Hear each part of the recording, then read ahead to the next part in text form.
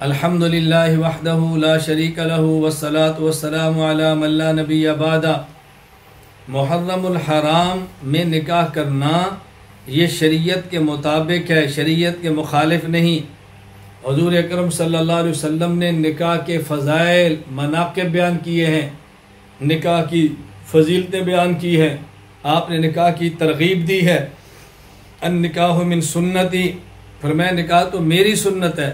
فمن رغب عن سنتی فلیس منی، جو میری سنت سے اعراض کرے گا اس کا مجھ سے کیا تعلق ہے۔ تزوج الولود الودود، اس عورت سے شادی کرو جو پیار بھی کرے، جو بچے بھی زیادہ دے۔ فإنی مکاثر بکم الامم، میں قیامت کے دن اپنی امت کی کثرت کی وجہ سے فخر کروں۔ اللہ کے نبی ارشاد فرما رہے ہیں اذا تزوج العبد، جب بندہ نکاح کرتا ہے فقد استکمل نصف الدین، نصف دین مکمل ہو گیا۔ فلیتق اللہ فی نصف الباقی، باقی نصف دین کے معاملے میں بھی اللہ سے ڈرتا رہے۔ اللہ کے نبی نے ترغیب دی ہے، نکاح کی ترغیب دی ہے۔ نکاح رمضان میں ہو تب بھی جائز، محرم میں ہو تب بھی جائز، کسی مہینے کے اندر ہو، نکاح پر کوئی پابندی نہیں۔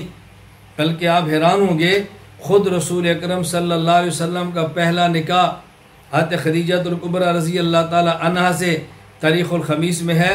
تزوج محمد صلی اللہ علیہ وسلم خدیجہ یوم عاشوراء، پیغمبر پاک حضرت خدیجہ سے جو نکاح فرمایا وہ صرف محرم ہی نہیں بلکہ 10 محرم کو تھا۔ رسول اکرم صلی اللہ علیہ وسلم کی زوجہ مبارکہ حضرت صفیہ رضی اللہ تعالی عنہ سے جو آپ کا نکاح ہوا وہ محرم الحرام سن 7 ہجری میں ہوا۔ خود آپ کے 2 نکاح محرم کے اندر ہو رہے ہیں۔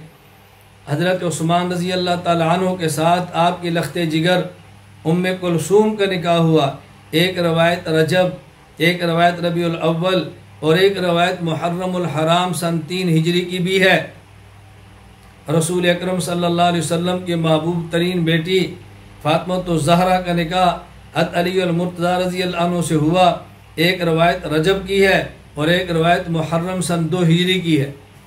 تو نبی کریم صلی اللہ علیہ وسلم کا پہلا نکاح 10 محرم، آپ کہتے صفیہ سے نکاح 7 محرم، حضرت عثمان کا نکاح ام کلثوم کے، ایک روایت محرم، حضرت علی کا نکاح حضرت فاطمہ الزہرا سے، ایک روایت محرم الحرام۔ تو محرم الحرام میں نکاح کرنا کوئی عیب بھی نہیں، گناہ بھی نہیں، ناجائز بھی نہیں، اس لیے اس کا اہتمام کریں۔ اہتمام کا معنی کہ خوف نہ کریں، ڈرے نہیں، گھبرائے نہیں۔ کوئی اور وجہ اس محرم میں نکاح نہ کرنے کی ہو تو الگ بات ہے، موافقت نہیں آ رہی، چھٹی نہیں مل رہی، کوئی تاریخ کا مسئلہ ہے، کوئی بچی کا عذر ہے، بچے کے گھر والوں کا عذر ہے، الگ بات ہے۔ لیکن محرم میں نکاح کو برا بھی نہ سمجھیں، محرم میں نکاح کرنے والے کو ملامت بھی نہ کریں، بلکہ محرم الحرام میں نکاح کرنے کے جائز ہونے کے قائل ہوں۔ لیکن اس کا معنی یہ بھی نہیں کہ ضرور ہی کرنا ہے، اس کا معنی یہ بھی نہیں کہ محرم میں ضرور ہی کرنا ہے، کرنا چاہیں تو کر لیں، نہ کرنا چاہیں تو نہ کریں۔ باقی محرم میں نکاح کرنے پر کوئی پابندی نہیں، رسول اللہ صلی اللہ علیہ وسلم کی مبارک سنت ہے، آپ جب چاہیں اس کو ادا کریں۔ اللہ تعالیٰ میں اتباع سنت کی توفیق عطا فرمائے۔